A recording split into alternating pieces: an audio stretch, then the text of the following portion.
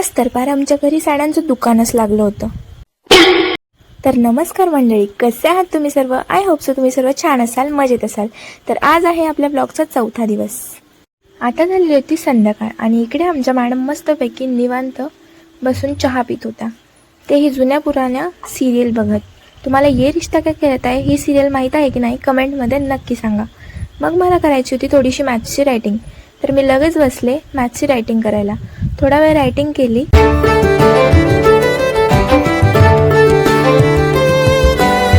आणि इकडे या मॅडम माझ्यासोबत अभ्यास करायला बसलेल्या होत्या.